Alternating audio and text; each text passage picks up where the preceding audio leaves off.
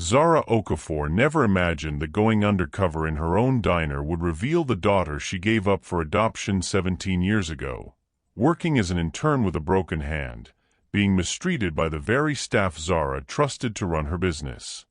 What started as a routine check on her struggling restaurant became a heart-wrenching discovery that would force her to choose between protecting her secret identity and saving the girl who didn't even know her mother was watching from behind the kitchen doors, witnessing every act of cruelty inflicted upon the child she never stopped loving. My beautiful family and friends, welcome back. If you're ready for another unforgettable story, do me a quick favor, hit that like button. Why? Because each like tells YouTube, this story is worth sharing with more people who might really need it today. Drop a comment below and let me know where you're watching from. I do read every single one, and it makes me feel like we're sitting together in the same room, sharing these moments heart to heart. And don't forget to share this video with someone you love. You never know, the story you share might be the encouragement they've been praying for. This isn't just a channel, it's a family. And when you engage, you're helping us build a safe space where real stories bring real hope. The pre-dawn darkness of Millbrook felt heavier than usual as Zara Okafor sat in her beaten Honda Civic, staring at the flickering neon sign that read Hartwell's Home Diner. 3 letters were burned out, making it look more like Harwell's Hoe Diner, a perfect metaphor for how her life felt these days. Broken. Incomplete. Missing pieces. At 28, Zara had built a small empire of 7 diners across 3 states, each one a testament to the dream she'd carried since she was 17 and pregnant, sleeping in her car between shifts at a truck stop diner. Now wearing a stained apron and her hair tucked under a worn baseball cap, she was about to walk into her own restaurant as just another kitchen worker, because Hartwell's was hemorrhaging money, and she needed to know why. The morning air bit at her cheeks as she stepped out, her breath forming small clouds that reminded her of the cigarettes she used to smoke when the adoption papers were signed. 17 years ago. 17 years since she'd held her baby girl for exactly 4 minutes and 23 seconds before the social worker took her away. 17 years of building a business empire to fill the hole where her heart used to be. The diner's back door creaked like an old ghost as she entered, already hearing the clatter of breakfast prep.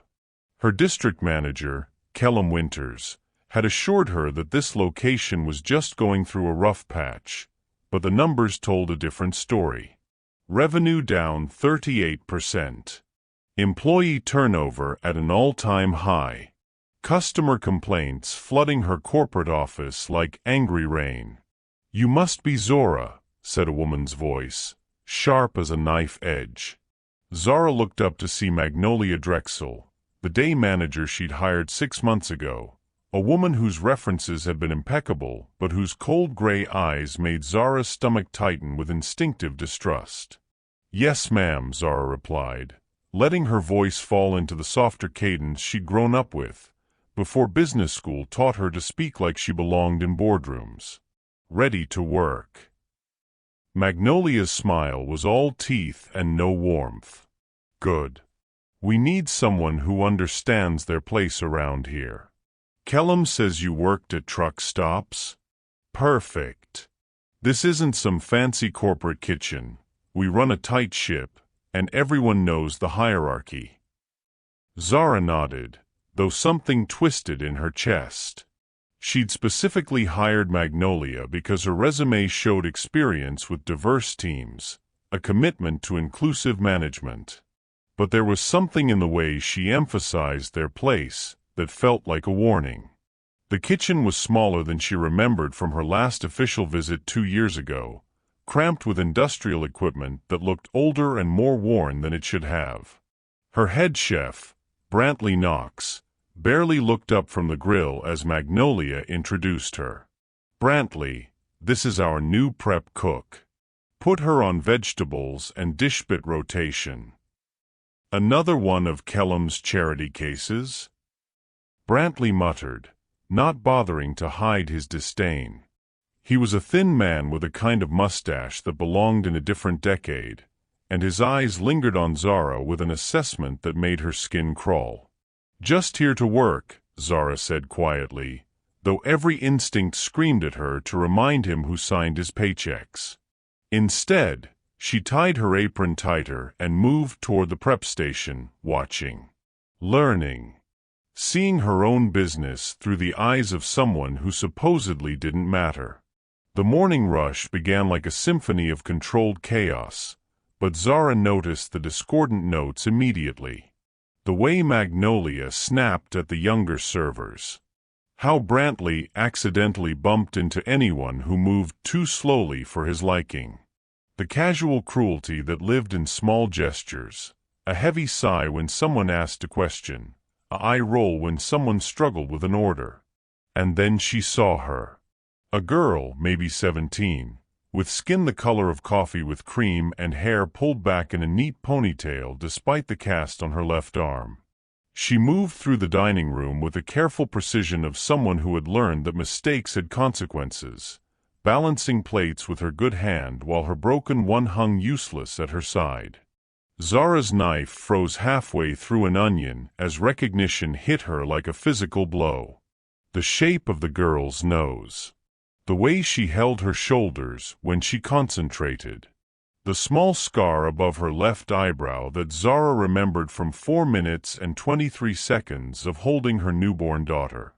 "That's Indy," said Kasia, one of the servers, noticing Zara's stare.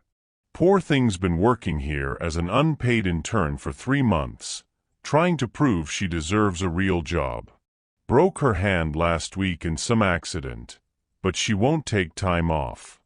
Girl's desperate for the work." Indy Hartwell. Her daughter had taken the adoptive family's name, was working in the diner named after them. The cosmic irony would have been funny if it weren't breaking Zara's heart into smaller and smaller pieces. "She's a good worker," Zara managed to say, her voice barely steady.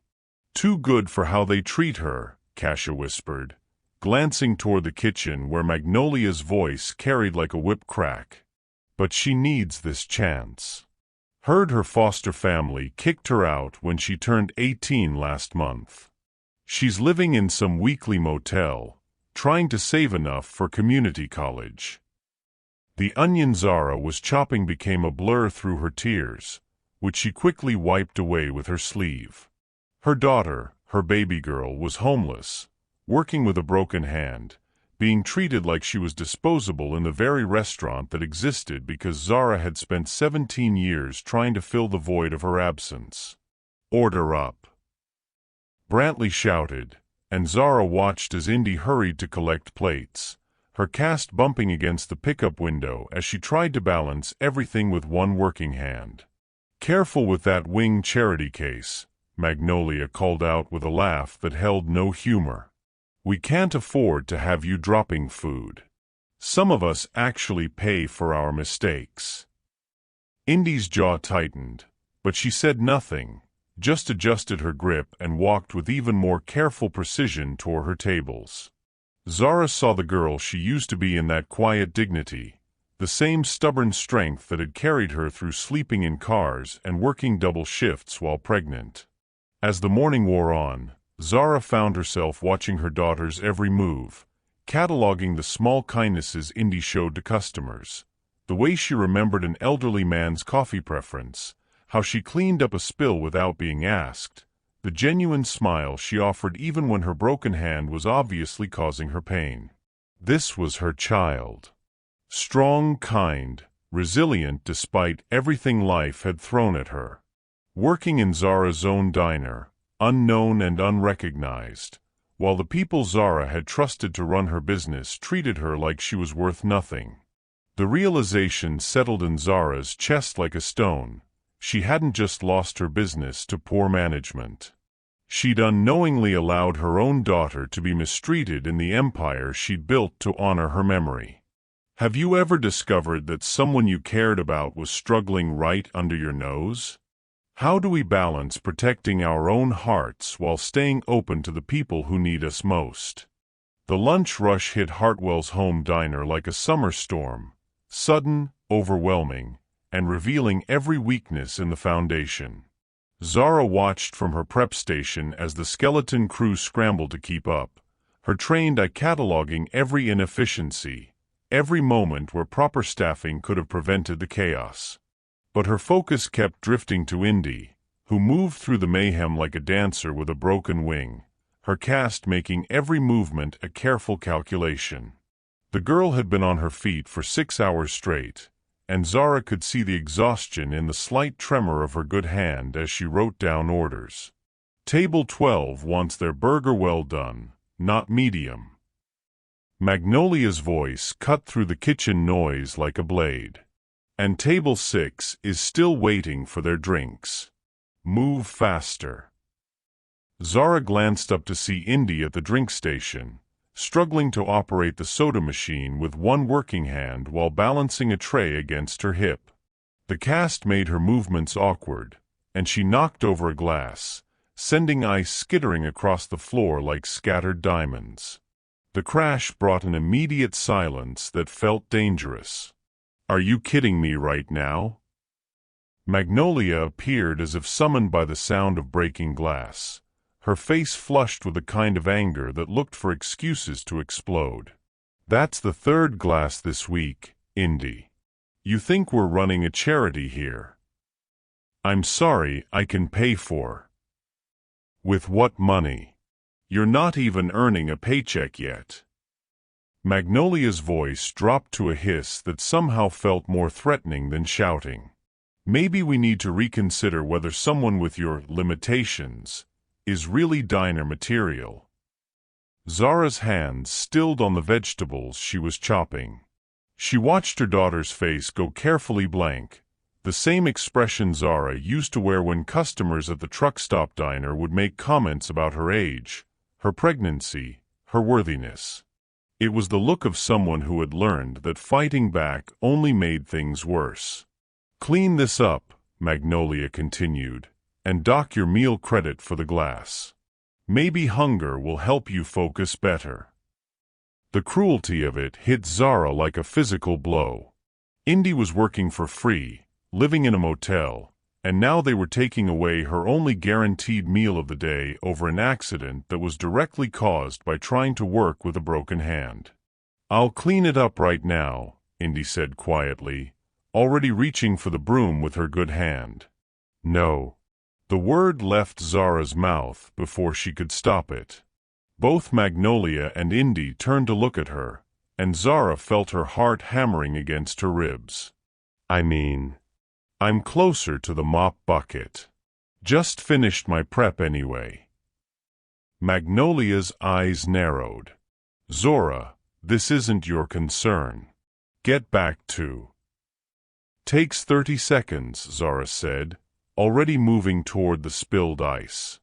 "Indy can get those drinks out faster if she doesn't have to clean first. More efficient for the rush." It was a calculated response that spoke Magnolia's language, efficiency over empathy. But as Zara knelt to sweep up the ice, she caught Indy's eye and saw something that made her chest tight. Gratitude.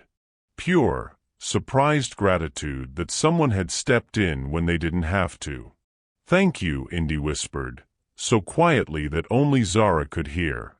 "No problem, honey," Zara replied, and the endearment slipped out like muscle memory from 17 years of imagining conversations with her daughter. As the rush began to die down, Zara found herself looking for small ways to make Indy's day easier. When she saw the girl struggling to carry multiple plates with her cast, Zara would quietly appear to help load them properly. When Brantley deliberately plated orders too far from Indy's reach, Zara would shift them closer. Nothing obvious. Nothing that would draw attention. But the real moment came during the afternoon lull, when Zara noticed Indy sitting alone at the back booth, staring at a $20 bill spread flat on the table like it held the answers to the universe. "Good tip?" Zara asked, sliding into the booth across from her. She brought 2 cups of coffee, one for herself, one as an excuse to sit down. Indy looked up with eyes that were too old for 17. "Rent money," she said simply. "I'm short $40 for the week, and checkout is tomorrow morning." The words hit Zara like a punch to the stomach. Her daughter was $20 away from sleeping on the street, and she was sitting right here, unknown and unseen. What happens if you can't pay? Weekly motel kicks you out, no refund. I've got my sleeping bag in my locker, so I guess. Indy shrugged with the casual acceptance of someone who had learned that life often didn't work out the way you needed it to. Zara's hand went instinctively to her pocket, where she kept her tips from the morning shift. 320s and someone's, enough to cover Indy's shortfall twice over. But she hesitated. How could she explain having that much money as a prep cook making minimum wage? "Mind if I ask what happened to your hand?" Zara said instead, buying herself time to think. Indy's fingers moved instinctively to the cast. "Slipped on some ice outside the motel last week. Broke it in 2 places. Couldn't afford the emergency room, so I went to the free clinic. They set it, but—" She gestured helplessly. "Hard to work in food service with one hand. But you're still here. Can't afford not to be. This internship is my only shot at getting hired somewhere. Nobody wants to take a chance on a foster kid with no experience and no references." Indy's voice carried the weight of too many rejections, too many doors closed before she could even knock. Zara studied her daughter's face, seeing her own stubborn determination reflected back at her. This girl had been fighting alone for so long, she'd forgotten that sometimes help came without strings attached.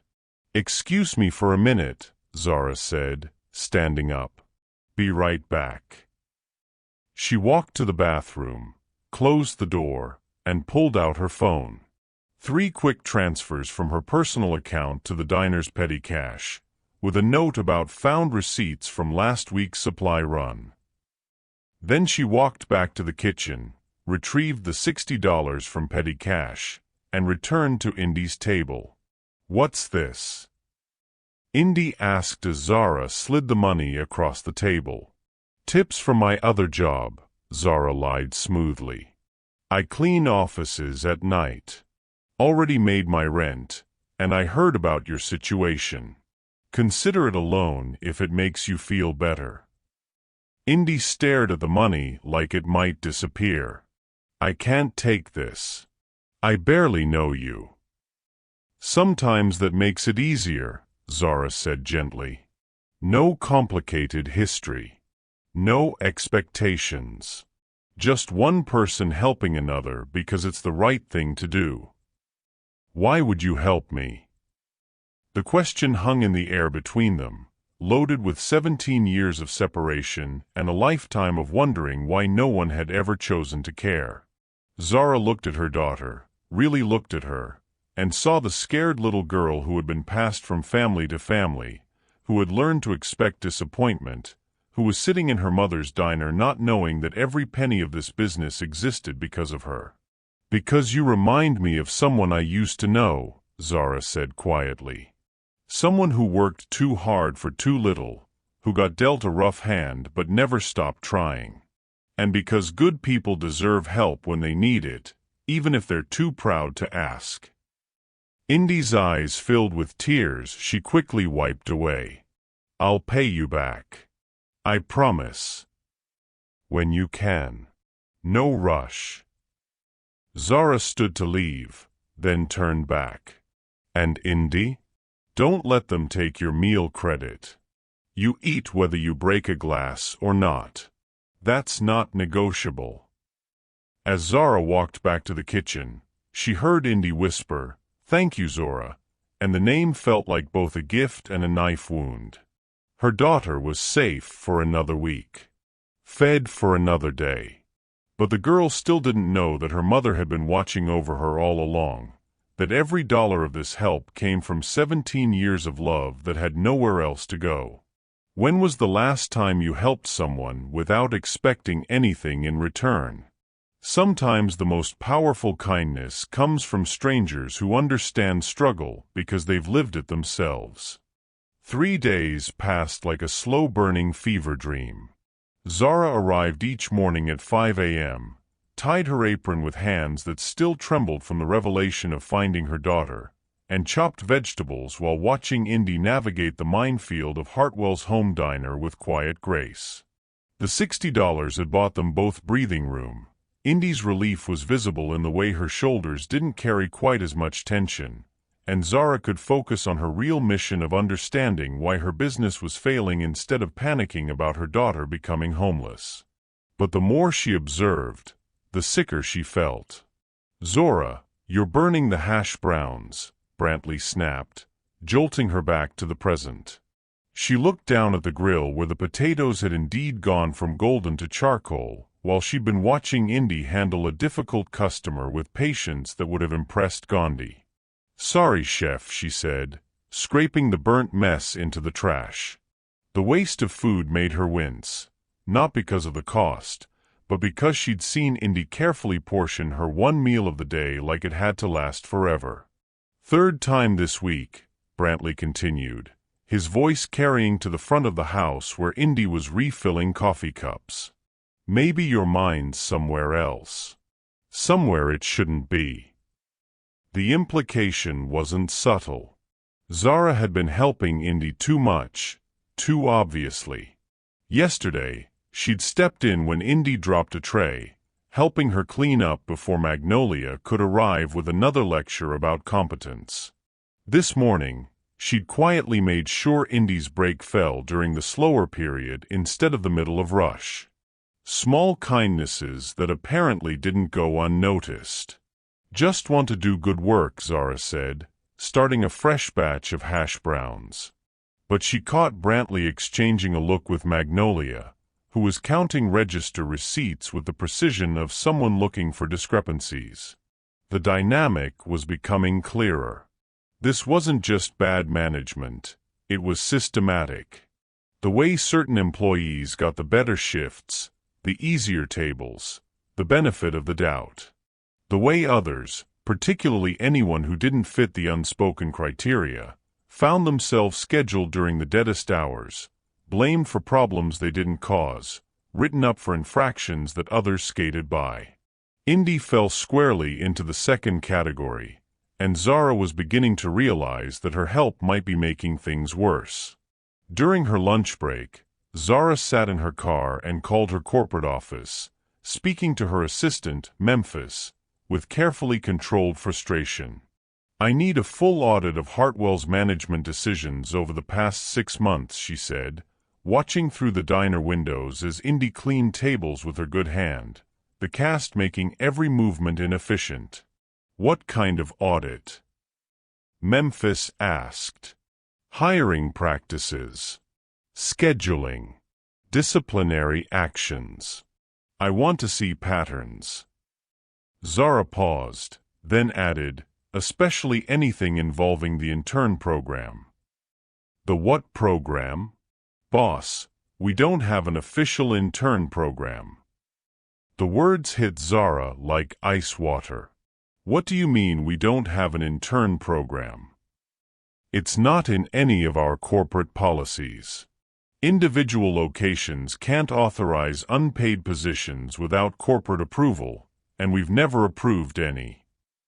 Zara stared at the diner, where Indy was now wiping down the same table for the third time, trying to look busy during the slow period. "Memphis, I need you to pull all documentation on the Millbrook location. Management correspondence, policy variations, anything that isn't standard." "You got it, boss. Everything okay?"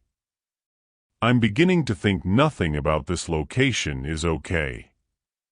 After she hung up, Zara sat in her car for 10 more minutes, pieces of a larger puzzle clicking into place. If there was no official intern program, then what exactly was Indy's legal status? Was Magnolia paying her under the table? Not paying her at all? Were there other interns being exploited? When she returned to the kitchen, she found Indy washing dishes at the prep sink, her cast wrapped in a plastic bag to keep it dry. The sight of her daughter doing work that should have been Zara's, prep cook dishpit rotation, Magnolia had said on her first day, made her throat tight. "Shouldn't you be on front of house?" Zara asked quietly. Magnolia said I needed to learn all aspects of the business, Indy replied without looking up. Character building. With a broken hand. It's not that bad anymore. But Zara could see the careful way Indy positioned the cast, trying to minimize the pain. Here, let me help. You don't have to. I know I don't have to. Zara moved beside her at the sink, taking over the larger pots.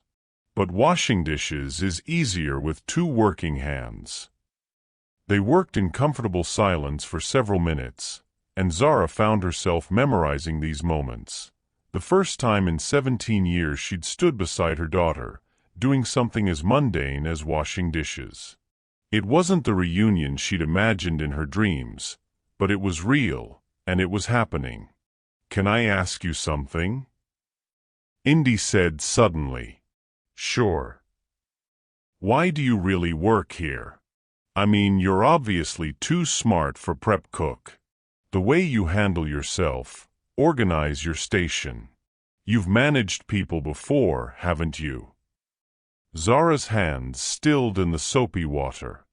Her daughter was perceptive, more perceptive than was safe. "Sometimes life doesn't give you the choices you want," Zara said carefully. "Sometimes you take the job that pays the bills while you figure out what comes next. But you have another job. The office cleaning. And you gave me $60 like it wasn't a big deal. Maybe I'm good at living cheap." Indy was quiet for a moment, scrubbing a stubborn spot on a plate. "You know what I think?" "What?" "I think you're here for the same reason I am. Trying to prove something. Trying to earn something that shouldn't have to be earned." The words hung between them, heavy with meaning that neither of them could fully acknowledge. Zara looked at her daughter, really looked at her, and saw a young woman who had learned to read people's motivations because survival had depended on it. "Maybe you're right," Zara said softly. "The difference is, you have choices. You could leave tomorrow and find something better. Me? This is probably the best I'm going to get for a while." "Don't say that. It's not self-pity, it's math. Foster kid, no college, no family connections. One broken hand and a history of moving around." Indy's voice was matter-of-fact, the tone of someone who had learned to be realistic about her limitations. "But I'm good at this work. I care about the customers. I show up even when it hurts. That has to count for something." It counted for everything. Zara wanted to tell her daughter that she owned 7 diners, that she could give her a real job tomorrow, that she never had to accept scraps from people like Magnolia again. Instead, she dried her hands and turned to face her. "It counts for more than you know," she said. "And people who can't see your worth? That says something about them, not about you." Indy smiled, the first genuine smile Zara had seen from her, and it transformed her entire face. For a moment, she looked exactly like the baby Zara had held for 4 minutes and 23 seconds, before the world took her away. "Thanks, Zora. For the help with dishes. For everything, really. Just being a good coworker." But as Zara returned to her prep station, she knew it was much more than that. She was being a mother, in the only way she could. Protecting her daughter from the shadows, offering kindness without expectation, trying to make up for 17 years of absence one small gesture at a time. The question now was how long she could maintain the charade before the truth, all of it, came spilling out. Have you ever found yourself in a situation where doing the right thing felt impossible because of the roles you were playing? How do we balance protecting others with being authentic about who we really are? By the end of her first week, Zara had developed a system. She arrived 30 minutes early each morning, not to prep vegetables, but to study the staff schedule Magnolia left on her desk. She memorized which servers got the prime shifts, which cooks received overtime, which employees somehow never faced consequences for the same mistakes that got others written up.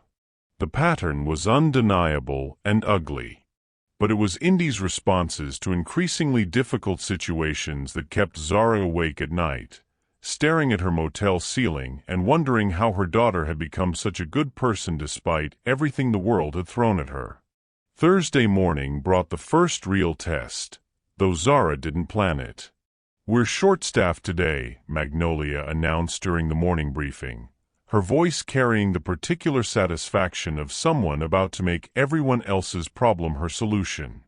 "Kasia called in sick, and Delphine is covering her tables plus her own. Indy, you'll need to take sections 4 and 5. Zara looked up from her prep station. Sections 4 and 5 included the large booth area that seated families and groups, the kind of tables that required experience, speed, and 2 working hands to manage properly. "I've never worked tables that big," Indy said carefully. "Maybe I could help in the kitchen instead?" "The kitchen doesn't need help. The dining room does. Unless you're saying you can't handle the job." It was a trap disguised as a question. Say yes, and Magnolia would have grounds to terminate the internship. Say no, and Indy would be set up to fail during the morning rush with tasks that were challenging even for experienced servers with full mobility. "I can handle it," Indy said quietly. Zara watched her daughter study the seating chart, her good hand tracing the layout while she calculated distances, timing, the logistics of managing 8 tables with a cast that made carrying multiple plates impossible. The breakfast rush hit like a tidal wave. Zara found excuses to move through the dining room, bringing clean glasses, refilling coffee stations, anything that let her observe without being obvious. What she saw made her chest tight with pride and fear. Indy had adapted with remarkable ingenuity. Instead of trying to carry multiple plates, she made more trips, turning the inefficiency into personal attention. She remembered every customer's name after one introduction. When a toddler knocked over his juice, she cleaned it up with gentle laughter that made the stressed mother smile instead of apologize. But the cast slowed her down. The tables in her section waited longer for drinks, for checks, for the basic service that came easily to servers with 2 working hands. And Zara could see Magnolia watching, taking mental notes, building a case. "Table 12 is ready for their check," Brantley called from the kitchen, holding up the receipt. "Been ready for 10 minutes. Zara glanced toward section 4. Where table 12 was indeed looking around with the particular impatience of people who had places to be. Indy was at table 7, carefully spreading butter on toast for an elderly man whose hands shook too much to manage it himself, a kindness that was taking precious time she couldn't afford to spend. Without thinking, Zara grabbed the check. "I'll take it," she said, already moving toward the dining room. "Zora," Magnolia's voice stopped her cold. "That's not your section. Just helping. Indy needs to learn to manage her assigned tables. How else will she prove she's capable?" Zara stood frozen in the kitchen doorway, check in hand, watching her daughter finish helping the elderly man while table 12's impatience grew visible. The test was rigged. Indy could provide good service or fast service, but not both, and Magnolia would use whichever choice she made against her. "Give me the check," Indy appeared at Zara's elbow, slightly out of breath. Table 12, right? You don't have to. Yes, I do. Indy took the check with a smile that didn't hide the exhaustion in her eyes. Thanks for looking out for me, though. Zara watched her walk toward table 12 with perfect posture despite the cast, saw her apologize with genuine warmth, watched the customer's irritation melt away because it was impossible to stay mad at someone trying so hard to do right by everyone. But it wasn't enough for Magnolia. Indy. The manager's voice carried across the dining room like a summons. My office. Now. The conversation was brief and brutal. Zara couldn't hear the words, but she could see Indy's shoulders sag, could watch her nod with the defeated acceptance of someone who had heard this speech before in different places, from different people who had decided she wasn't good enough. When Indy emerged from the office, her face was carefully neutral, but Zara caught the slight tremor in her good hand as she reached for her order pad. What happened? Zara asked during the afternoon lull, when they found themselves alone at the prep station. Constructive feedback, Indy said, not meeting her eyes. About efficiency and time management. That's not your fault. Managing 8 tables with a broken hand would challenge anyone. She doesn't see it that way. Indy's voice was carefully controlled. She sees someone making excuses instead of finding solutions. And what do you see? The question hung between them for a moment before Indy looked up. Honestly, I see someone who's been looking for reasons to get rid of me since I started, and I just gave her ammunition. So what are you going to do? Work harder. Stay later. Prove that one bad morning doesn't define me. Indy's jaw set with determination that reminded Zara of herself at 17, pregnant and stubborn and refusing to let anyone decide her worth for her.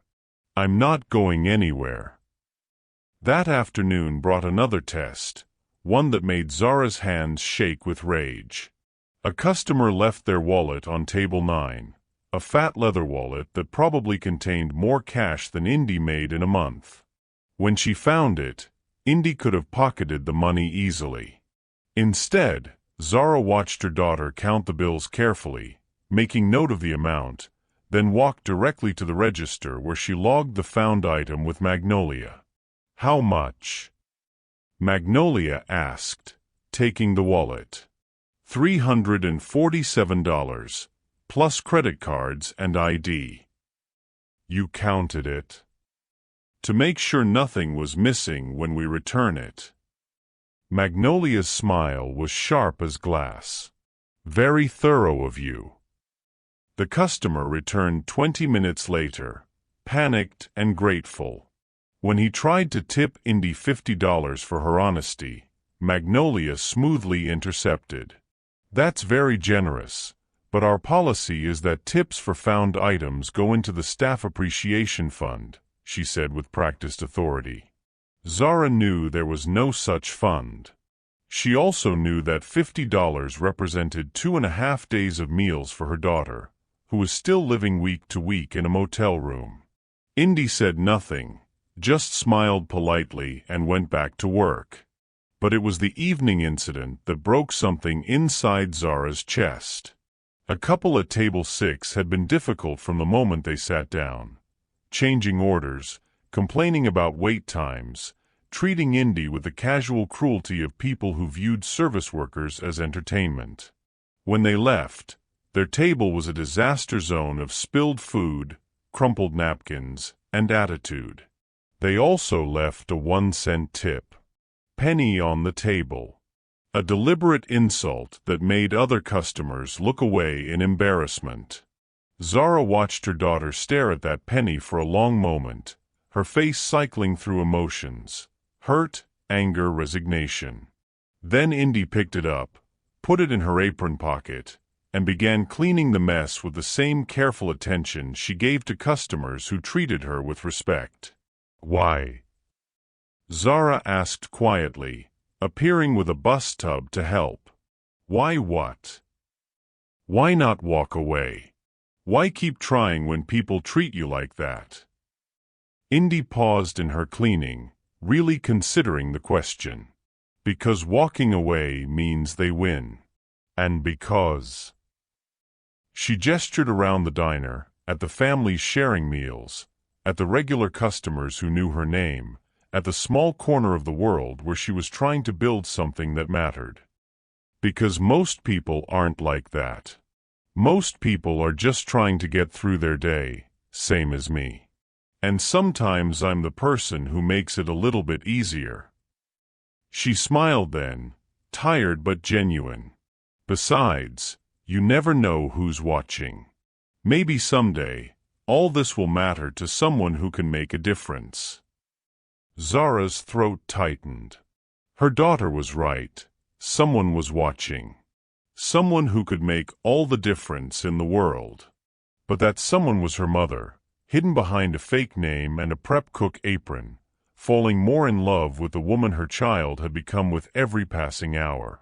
The question was how much longer she could keep watching from the shadows before the need to protect, to provide, to claim her daughter overwhelmed every rational reason for staying hidden. Have you ever witnessed someone choose kindness in the face of cruelty?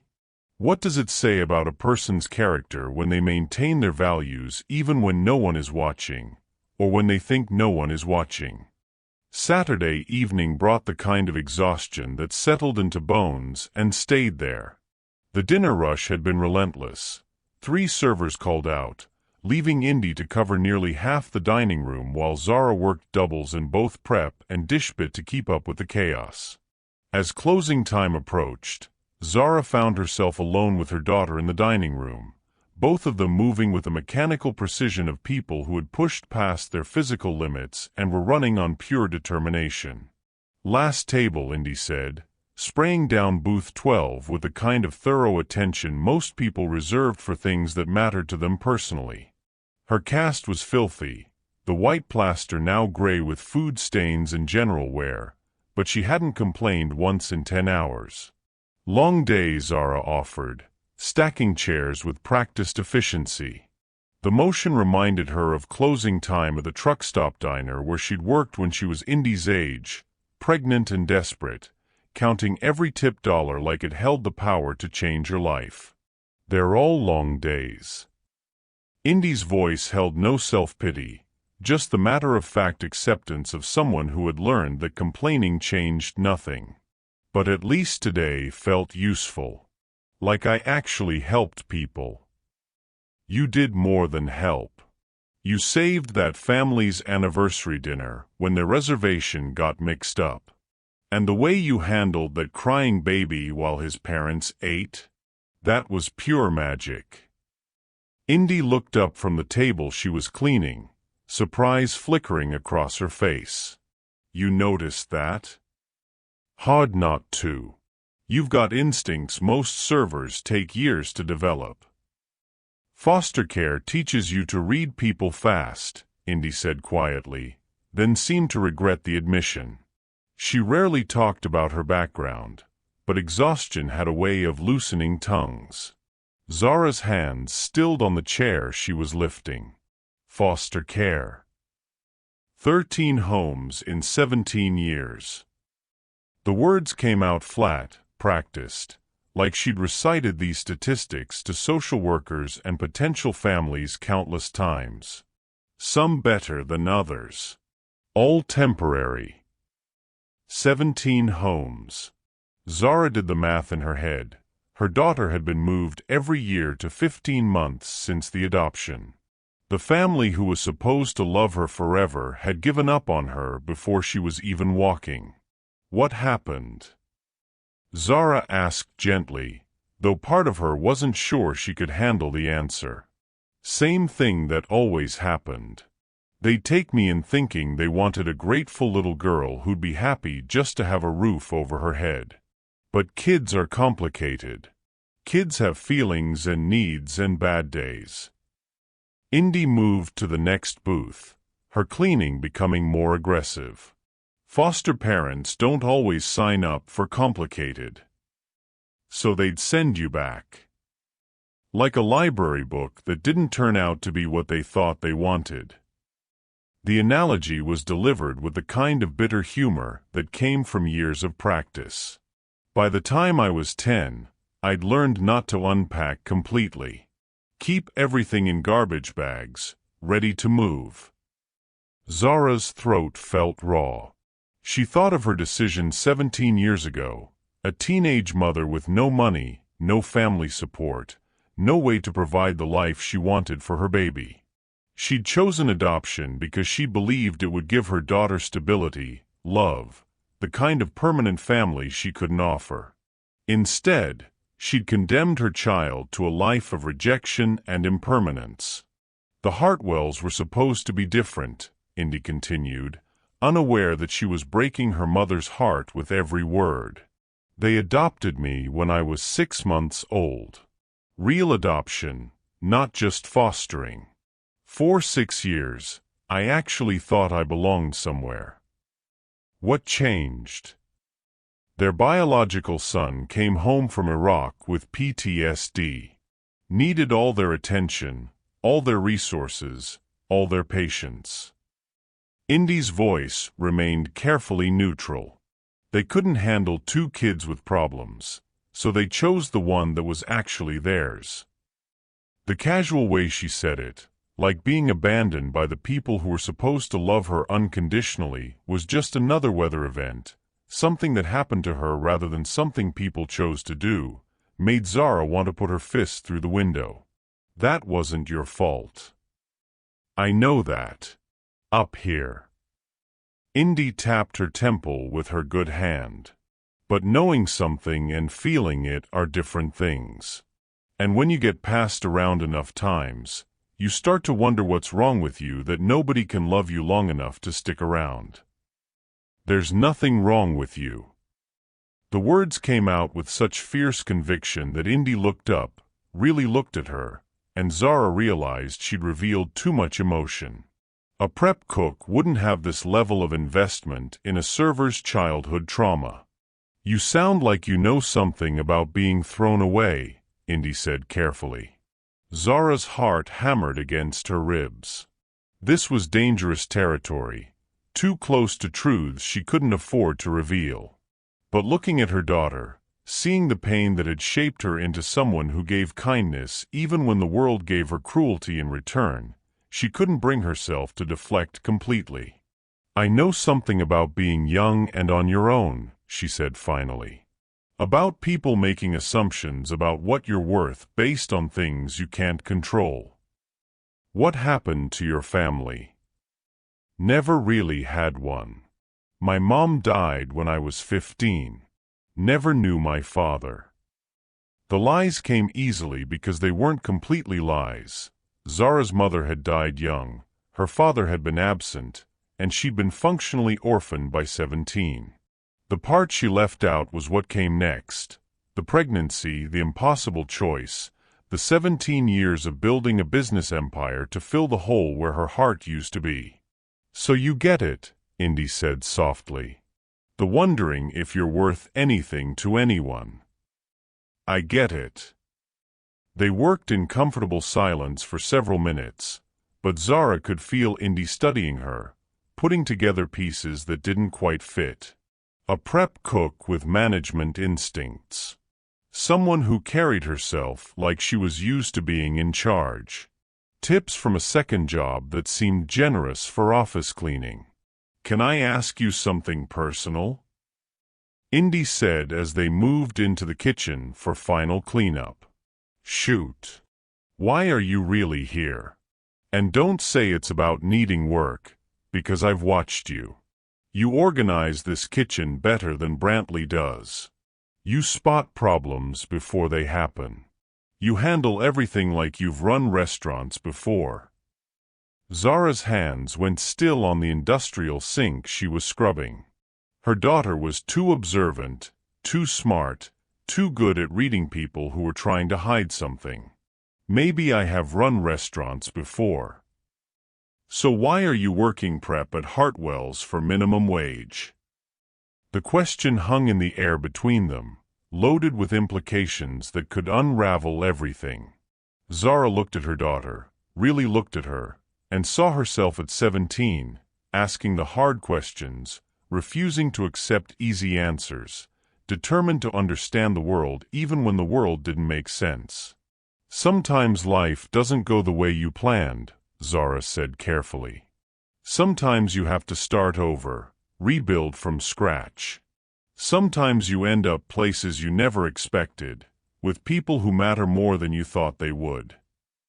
Indy's eyes searched her face, and for a moment, Zara was terrified her daughter would see through 17 years of separation to the truth underneath.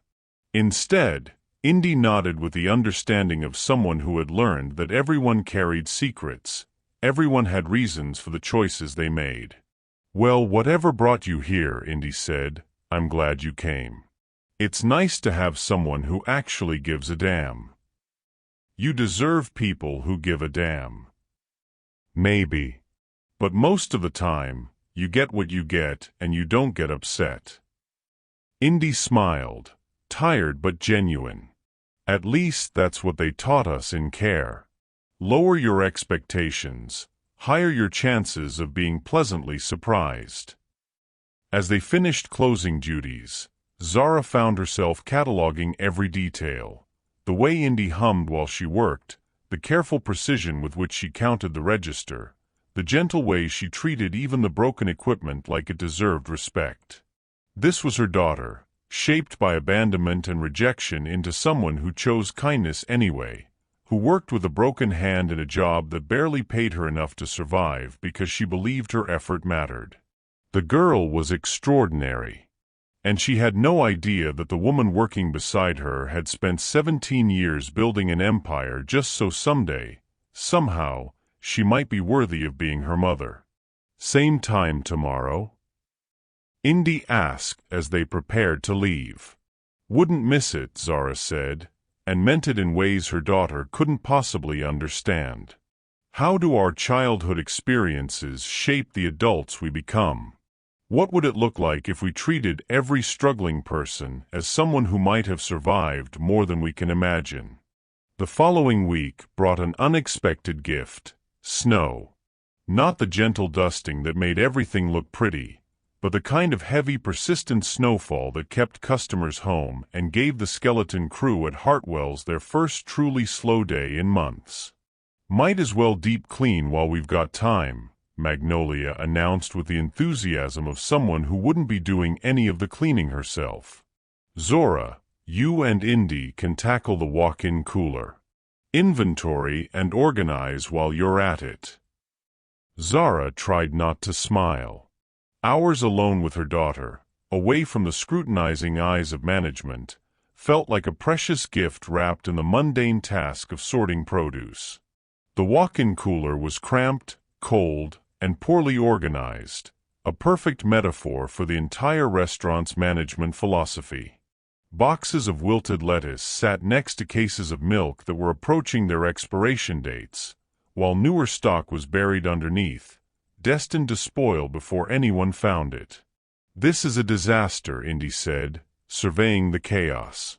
No wonder food costs are so high. Half this stuff will go bad before we can use it. You know about food costs. I know about not wasting things when you don't have much to begin with. Indy pulled out a case of tomatoes that had been hidden behind expired yogurt. Besides, I've been watching how this place operates. Trying to understand the business side, not just the service side. They worked in comfortable rhythm, sorting, discarding, reorganizing. The cold made their breath visible, and Indy had to work slower with her cast, but something about the enclosed space, the shared purpose, made conversation flow easier than it ever had on the busy floor. Can I ask you something? Indy said as they tackled a shelf of condiments that seemed to have been arranged by someone throwing bottles blindfolded. Always. Why do you help me so much? I mean, I'm grateful, But most people here keep their heads down, mind their own business. You go out of your way. Zara paused with a bottle of ranch dressing in her hands, considering how to answer without revealing everything. Maybe I see something in you worth helping. Like what? Like someone who shows up with a broken hand and works harder than people with two good ones. Like someone who remembers every regular customer's coffee order and asks about their families. Like someone who cleans up other people's messes without being asked and never complains about getting the worst shifts. Indy was quiet for a moment, but Zara caught a smile tugging at the corner of her mouth. You really notice all that? Hard not to. You've got something special, Indy. The way you treat people, the way you care about doing things right even when nobody's watching, that's not common. Foster care teaches you that the little things matter, Indy said, moving to the next shelf. When everything else is uncertain, when you never know how long you'll be somewhere, you learn to make each day count. To leave places better than you found them. That's a beautiful way to look at it. It's also exhausting sometimes. The admission came out soft, vulnerable. Always being grateful, always proving you deserve to stay, always being the good kid who doesn't cause problems. Sometimes I wonder what it would be like to just belong somewhere. To be wanted for who I am, not for how little trouble I cause. Zara's heart cracked open a little more. Her daughter had spent 17 years trying to earn love that should have been unconditional, working to deserve acceptance that should have been automatic. You do belong somewhere, Zara said gently. Maybe you just haven't found that place yet. Maybe. Indy was quiet for a moment, then, what about you?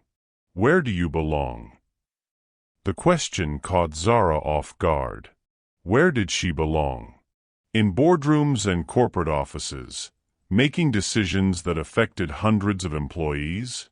Or here, in a cramped walk-in cooler, reorganizing inventory with the daughter she'd given away, finally understanding what had been missing from her carefully constructed life? I'm still figuring that out, she said honestly. Well, for what it's worth, you fit pretty well here. Better than most of the people who actually get paid what they're worth. They continued working, the conversation flowing naturally from topic to topic. Indy talked about her plans for community college, her dream of maybe owning a small restaurant someday. Zara shared carefully edited stories from her past. The truck stop diner where she'd learned to work fast and treat every customer like they mattered. The small apartment where she'd learned to make $1 stretch like elastic. You never had kids? Indy asked during a break, both of them sitting on overturned milk crates and sharing a thermos of coffee Zara had brought from home. The question hit like a physical blow, but Zara kept her expression neutral. No. Never worked out that way. Do you regret it? Every day. The words came out before Zara could stop them, raw and honest and loaded with 17 years of pain. I think about it sometimes. Wonder what kind of mother I would have been. Indy studied her face with those two observant eyes. I think you would have been good at it. You've got the instincts. What makes you say that? The way you look out for people. The way you notice when someone's struggling and find ways to help without making them feel small about it. That's parent stuff. Indy's voice grew softer. I used to imagine what it would be like to have a mom who noticed things like that. Who cared enough to help even when it wasn't convenient. Zara had to look away, afraid her face would give away the tears she was fighting. Maybe she's out there somewhere, wishing she could find you. Maybe. But I stopped believing in fairy tales a long time ago. What if it's not a fairy tale? What if it's just timing? What if she's been looking for you but didn't know how to find you? Indy was quiet for a long moment, cradling the warm coffee cup in her good hand. I used to think about that when I was little. Used to imagine she was out there somewhere, building a life good enough to come back for me. But then I got older and realized that if someone really wants to find you, they find you. The world's not that big anymore. Maybe she's closer than you think. Or maybe she made the best choice she could with what she had, and spending my life waiting for her to change her mind is just another way to stay stuck. Indy looked up at Zara with a sad smile. Either way, I can't keep living in the what-ifs. I've got to make something real out of what I actually have. The maturity of it, the wisdom that came from years of disappointment and resilience, made Zara want to grab her daughter's shoulders and tell her everything. Tell her that her mother had never stopped thinking about her, never stopped building toward the day when she might be worthy of asking for forgiveness, never stopped hoping that someday there might be a chance to make up for the choice that haunted every quiet moment. Instead, she reached over and squeezed Indy's good hand. You're going to build something amazing. I can see it in how you work, how you treat people. You've got everything it takes. Thanks, Zora, for saying that. For all of this. Indy gestured around the organized cooler. For making this place feel a little less lonely. Thank you for letting me help. As they finished the inventory, Zara found herself memorizing every moment. The sound of Indy's laugh when they discovered a case of expired pickles from 2019, the way she carefully recorded everything in the inventory log, the comfortable silence that had developed between them. This was what she'd missed. Not just the big milestones, first steps, first words, first days of school, but the small ordinary moments that made up a life. Working together. Sharing coffee on milk crates. Being trusted with hopes and fears.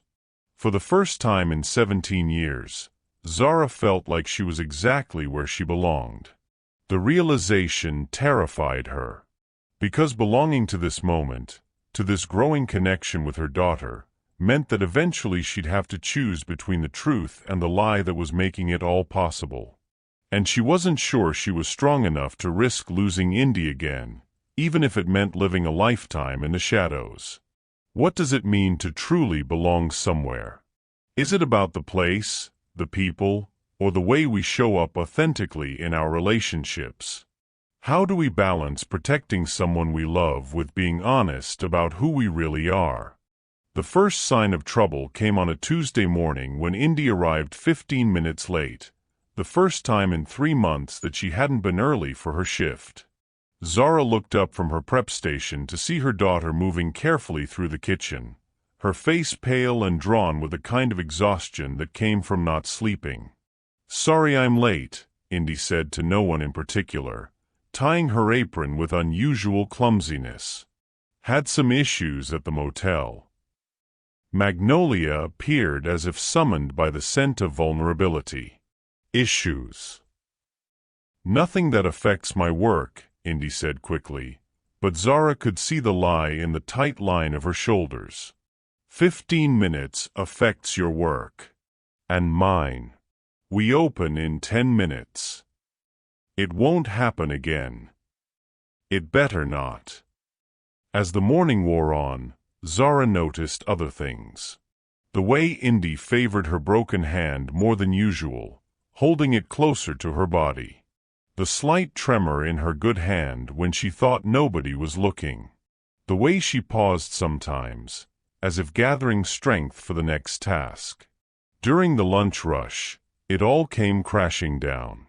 Indy was carrying a tray of drinks when her cast caught the edge of table 4, sending glasses cascading to the floor in a symphony of breaking glass and spilled liquid. But it wasn't the accident that made Zara's blood run cold. It was the sharp cry of pain that escaped Indy's lips as her broken hand took the impact. "What is wrong with you today?"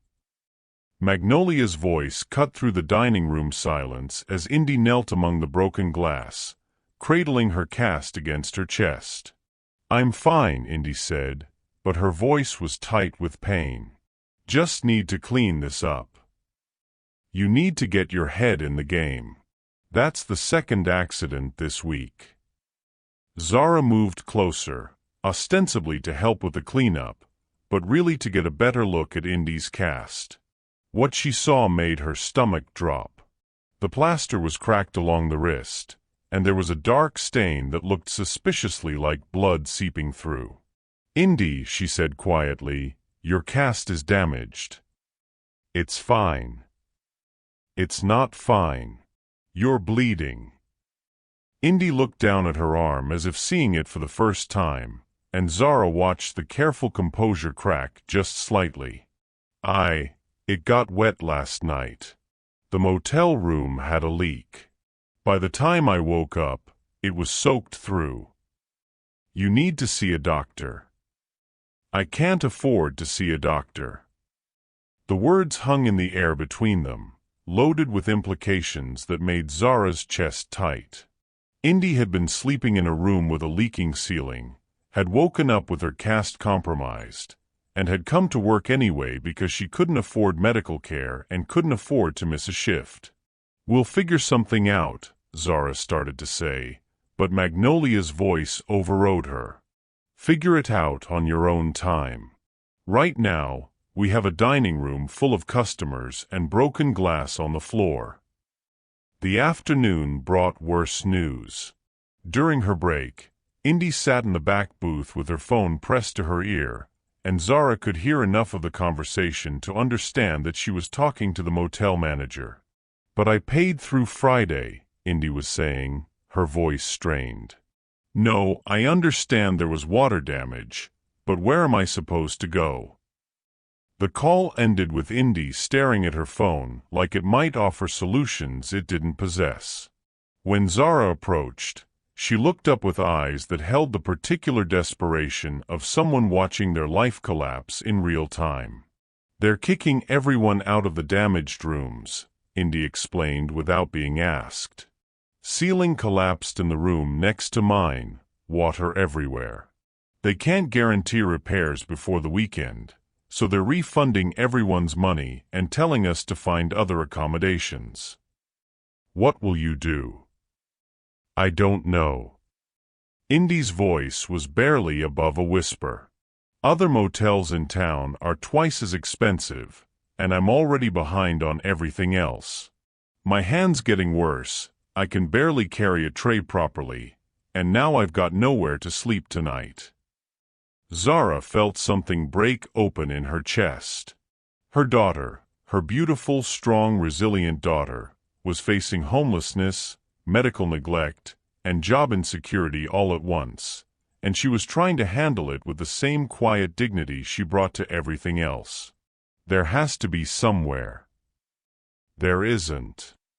Indy's voice carried the flat certainty of someone who had already exhausted every option. "I called the shelters. There's a waiting list.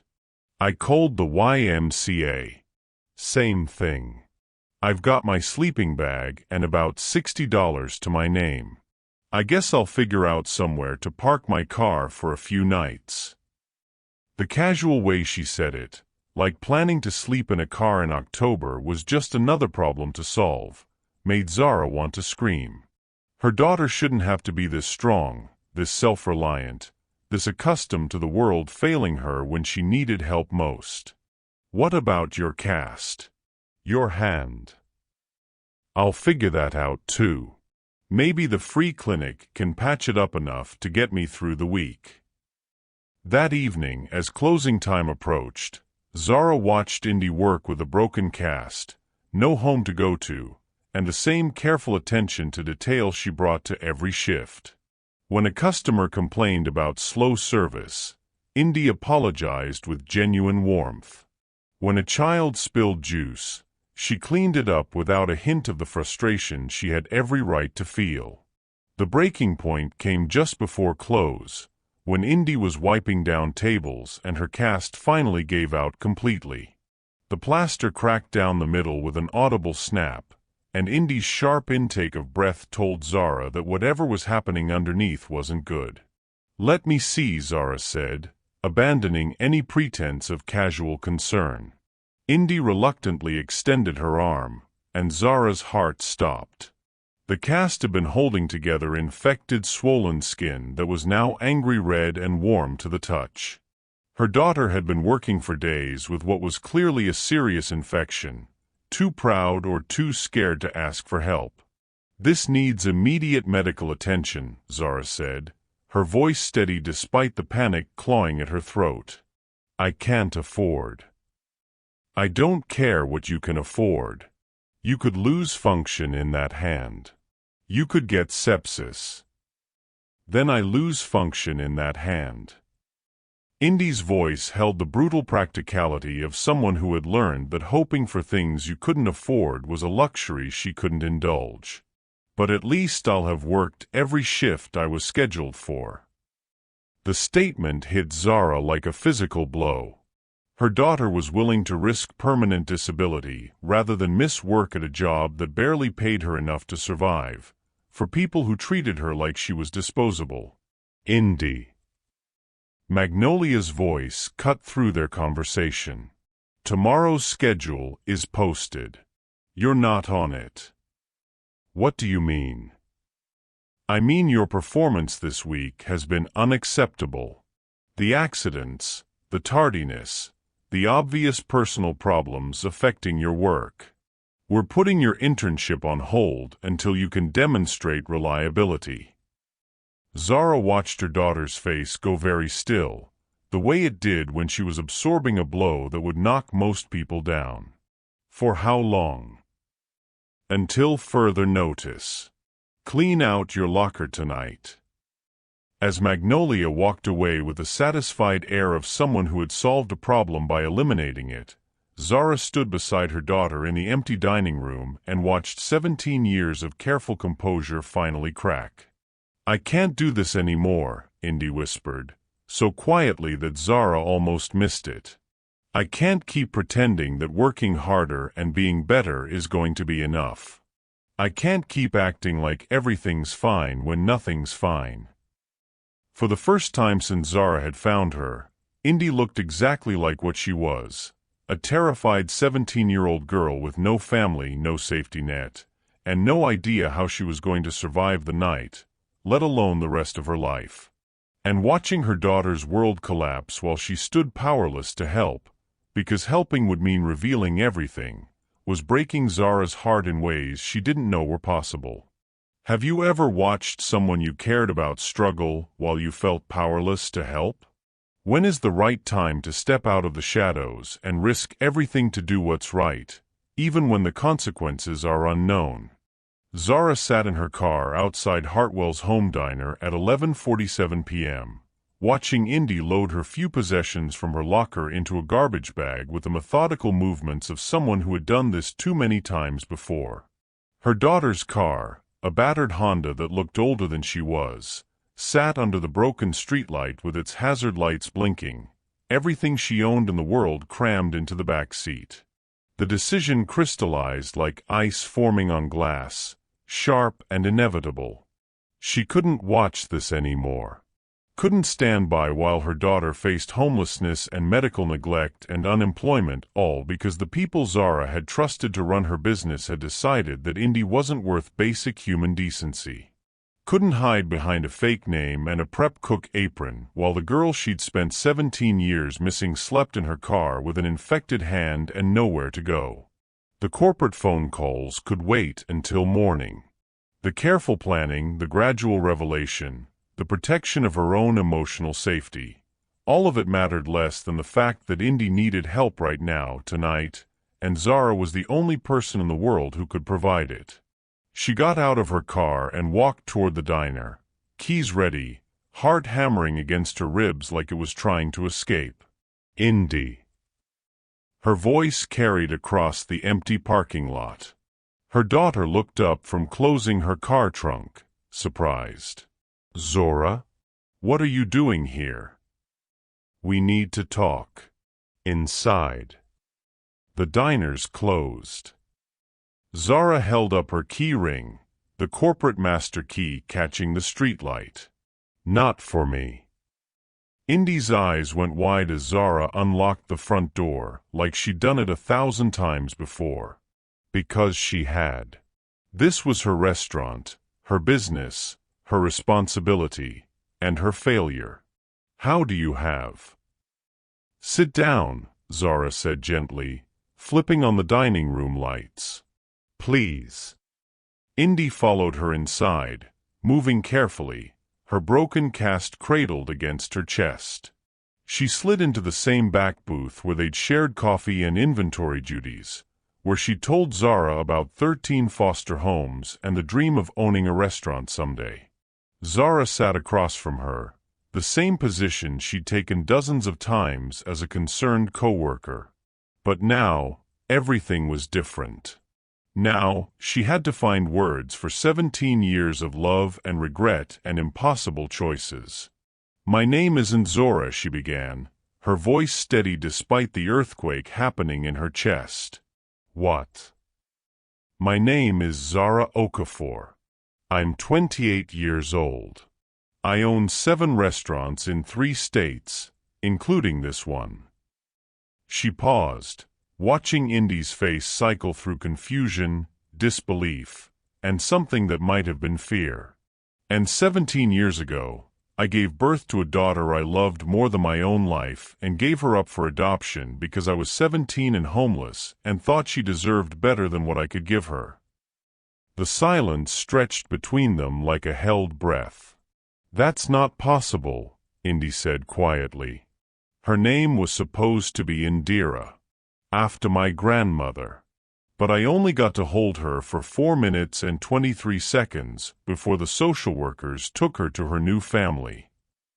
Zara's voice cracked slightly. The Hartwells. They changed her name to Indy, which I thought was beautiful because it kept a piece of what I'd intended. Indy's good hand went to her throat, as if she was having trouble breathing. You're saying? I'm saying that when I walked into this kitchen 3 weeks ago, planning to figure out why my restaurant was failing, I found the daughter I'd never stopped missing working as an unpaid intern with a broken hand, being treated like she was worth nothing by the people I'd trusted to run my business. That's not, you can't. Indy's voice trailed off as pieces started clicking together. The management skills. The way Zara moved through the kitchen like she owned it. The tips from a second job that were generous enough to pay someone's rent. The questions that seemed designed to test character rather than satisfy curiosity. You've been watching me, Indy said, her voice hollow. I've been getting to know you. The woman you became despite everything the world threw at you. And Indy. Zara leaned forward, tears she'd been holding back for 3 weeks finally spilling over. You are extraordinary. You're kind and strong and resilient and everything I hoped you'd become and so much more than I ever dared to dream. But you didn't. Indy's voice cracked. You gave me away. I was 17 and pregnant and sleeping in my car. I worked at a truck stop diner for minimum wage and tips, and half the time I couldn't afford to eat. I wanted to keep you more than I wanted to keep breathing, but I thought. Zara's voice broke completely. I thought you deserved parents who could give you stability, love, everything I couldn't provide. I thought I was being selfless. Instead, you gave me to people who threw me away too. The words hit like a physical blow. Zara closed her eyes, absorbing the pain she'd earned with her choices. I know, and I'm so sorry. If I could go back, if I could do it differently. But you can't. Indy's voice was steady now, too steady. You can't go back and choose differently. And you can't show up now and expect me to be grateful for the help when you spent 17 years building a business empire while I was moving from home to home to home. I'm not asking for gratitude.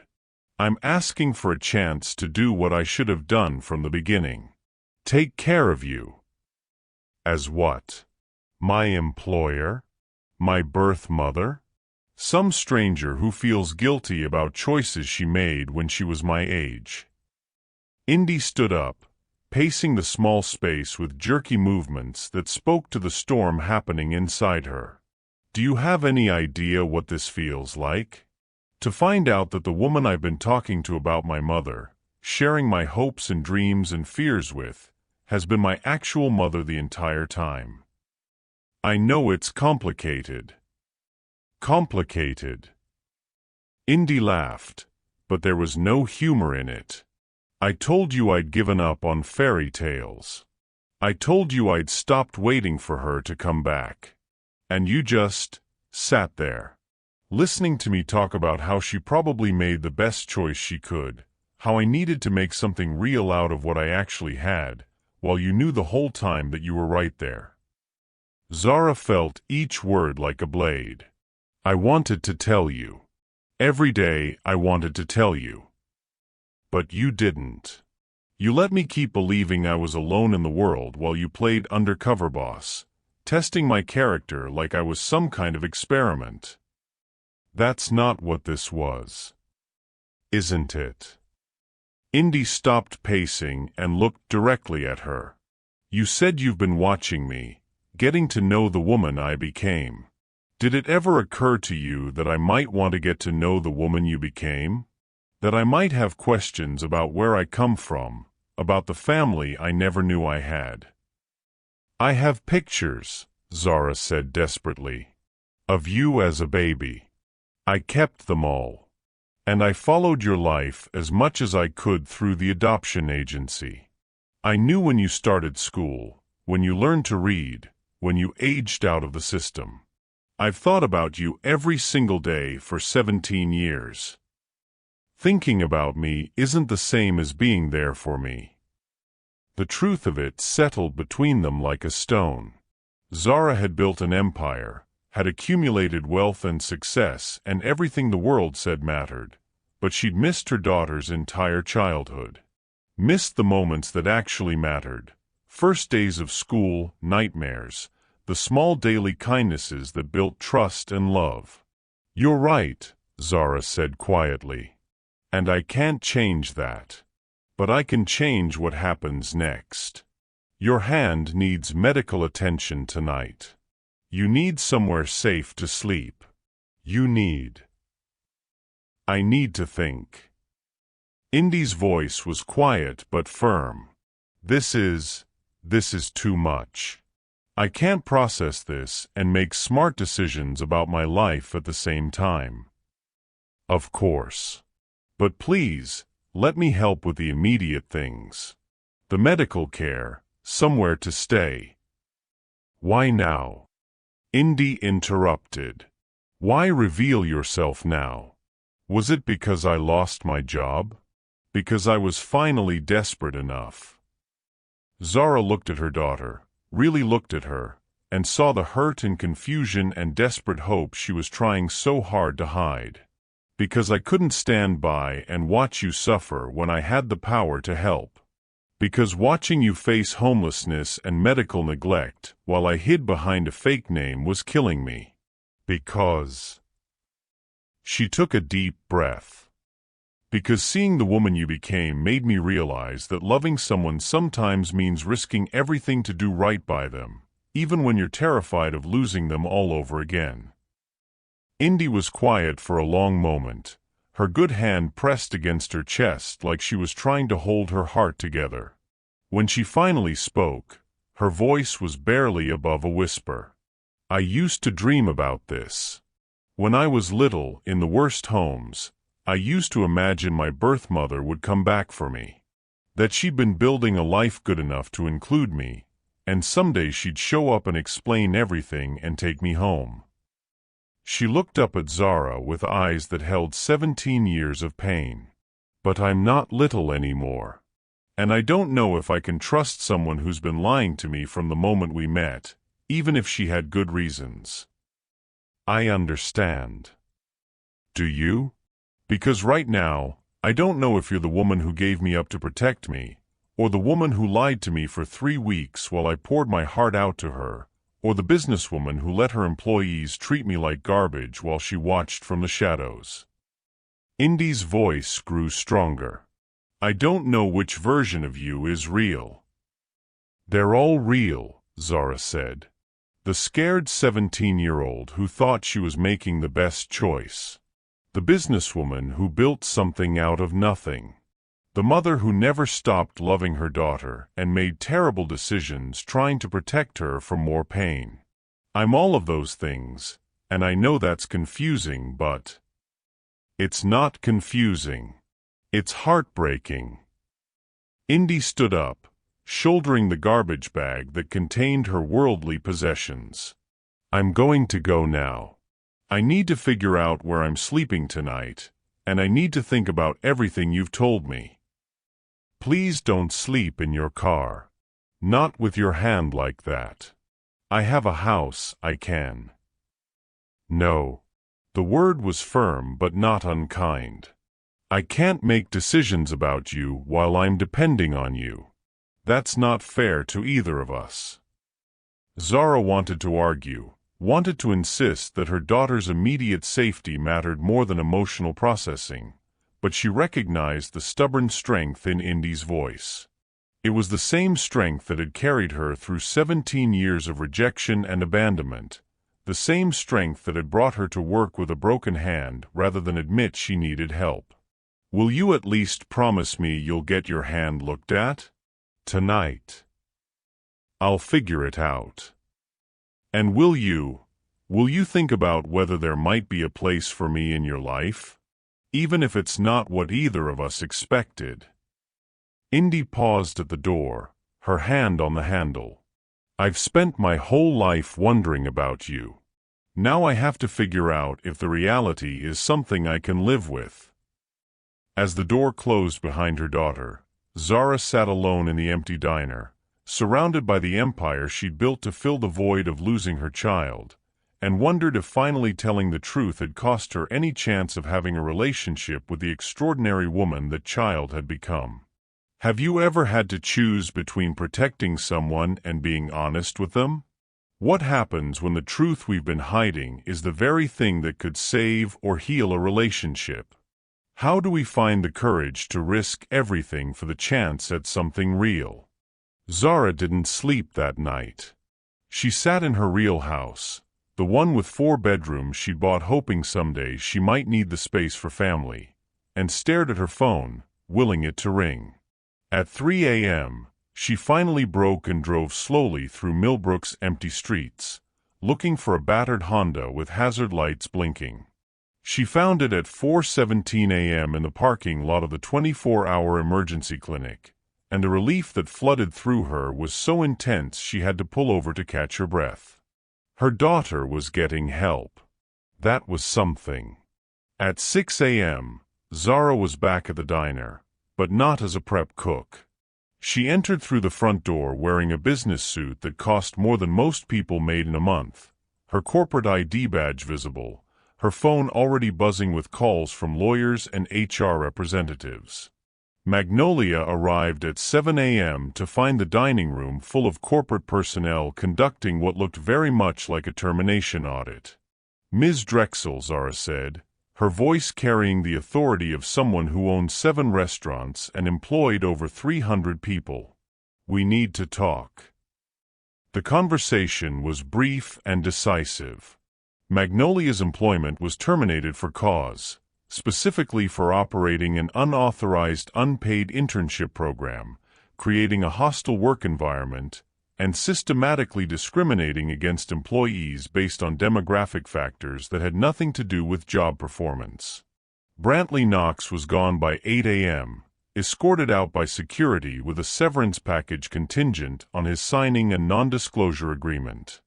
By 9 a.m., Zara had promoted Kasia to interim manager, authorized immediate raises for the remaining staff, and begun the process of completely restructuring how Hartwell's home diner operated. But none of that mattered if Indy never spoke to her again. The call came at 11:33 a.m. The doctors say I need surgery. Indy's voice was tired, but not angry. The infection got into the bone. They can fix it, but... But what? But it's expensive. And I can't work for at least 6 weeks while it heals properly. Zara closed her eyes. Where are you now? Hospital waiting room. They've got me on 4 antibiotics, and they want to operate this afternoon, but I have to figure out the financial side first. Indy, please let me. I've been thinking all night, Indy interrupted gently. About what you said. About choices and timing and second chances. Zara held her breath. I'm still angry. I'm hurt and confused, and I don't know how to process having a mother who's been right there while I was struggling. Indy's voice grew stronger. But I also spent 17 years wondering if you ever thought about me, if you ever cared what happened to me. And now I know you did. You built something incredible, and when you found me, you put it all at risk to help me. I'd do it again. I know. That's what I figured out sitting in this waiting room all night. You made a choice when you were 17 that you thought would give me a better life. It didn't work out that way, but your intentions were good. And you made another choice at 28 that put my needs ahead of your own safety and comfort. That says something about who you are. Zara felt tears starting again. What does it say? That maybe we're both people who try to do right by the people we love, even when we don't know how. Even when we make mistakes. So what happens now? There was a long pause, and Zara could hear hospital sounds in the background. Monitors beeping, conversations in medical jargon, the controlled chaos of people working to heal. Now I let my mother help me get my hand fixed, Indy said quietly.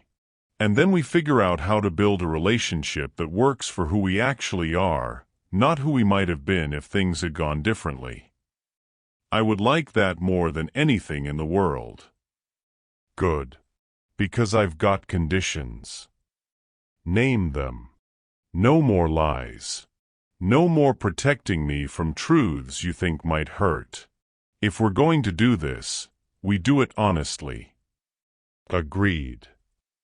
And I'm not moving into your house or letting you pay for everything just because you can afford it. I need to rebuild my life at a pace that feels sustainable, not overwhelming. Understood. And I want to earn my place at the restaurant. Not as your daughter, but as someone who's genuinely good at the work. No special treatment. Zara smiled through her tears. Deal. Though you should know, I'm planning to completely overhaul how that place operates. I'm going to need good people in management positions. Are you offering me a job? I'm offering you an opportunity to prove you deserve one. Same as I'd offer anyone with your instincts and work ethic. In that case, I accept. But first, I need to get this hand fixed so I can actually do the work. 3 hours later, Zara sat in a hospital waiting room, holding the same insurance card she'd carried for 17 years that listed Indira Okafor as a dependent, just in case. The surgery took 4 hours, and when the doctor emerged, he was cautiously optimistic about full recovery. She's awake and asking for you, the nurse said, leading Zara down a hallway that felt like the longest walk of her life. Indy was propped up in bed, her left arm in a proper cast that looked clean and professional compared to the water-damaged nightmare she'd been working with. She looked young and vulnerable and beautiful, and when she saw Zara, she smiled, tentative but genuine. "Hi, Mom," she said, testing the word like she was trying on a new piece of clothing. "Hi, baby," Zara replied, the endearment natural as breathing.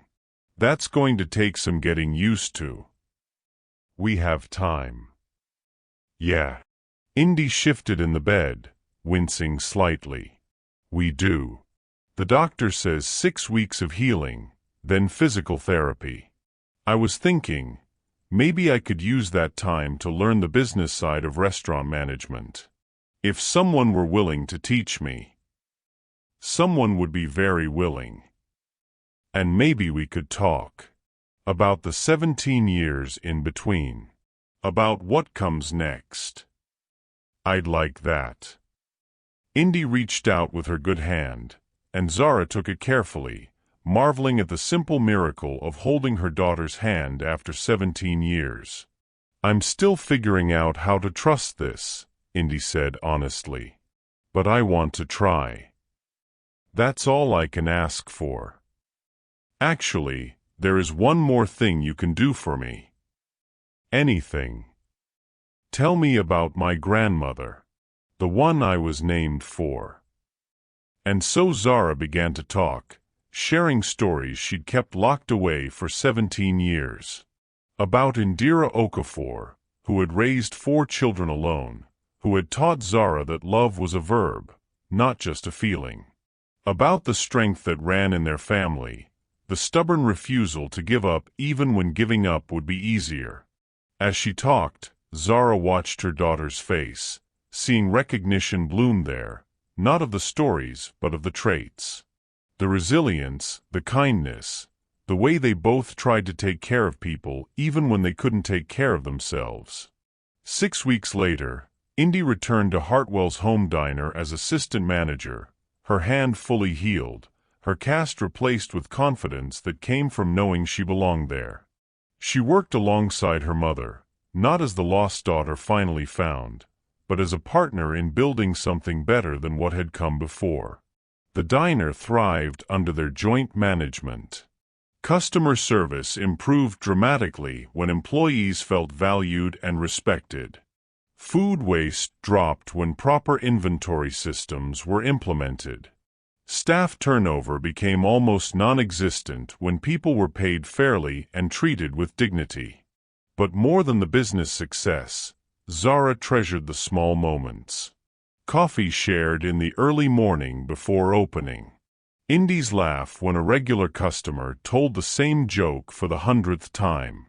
The way her daughter still remembered everyone's name and order, still treated each customer like they mattered. You know what the difference is.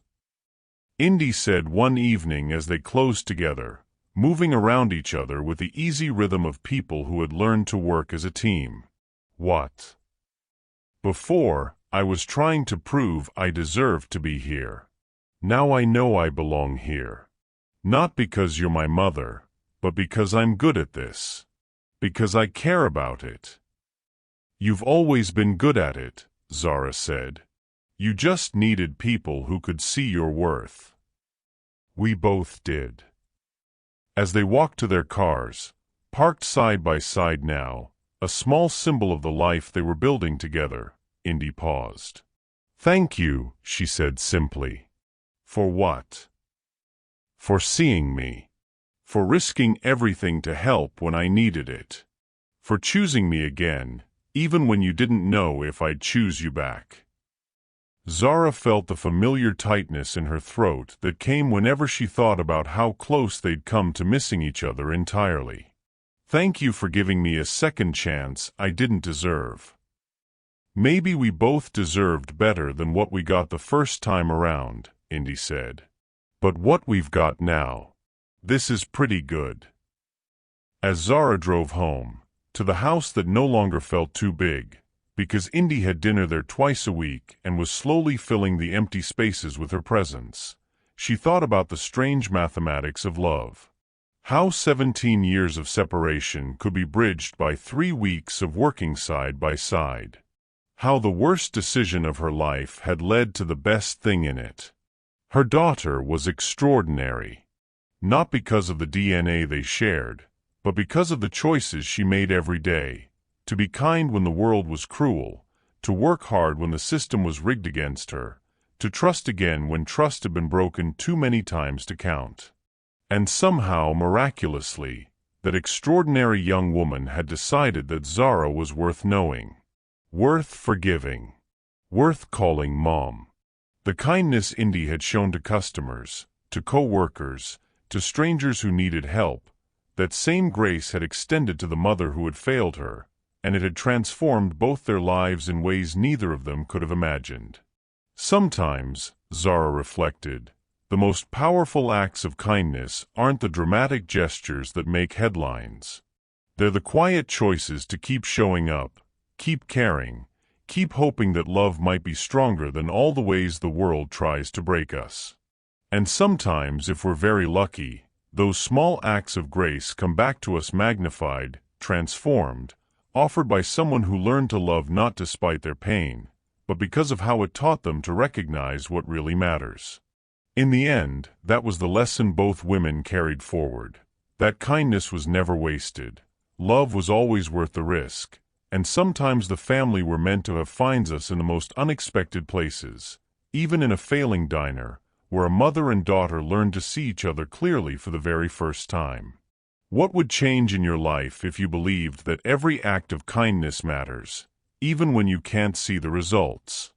How might the world be different if we all chose to love boldly, help without expectation, and trust that grace has a way of finding its way back to us when we need it most?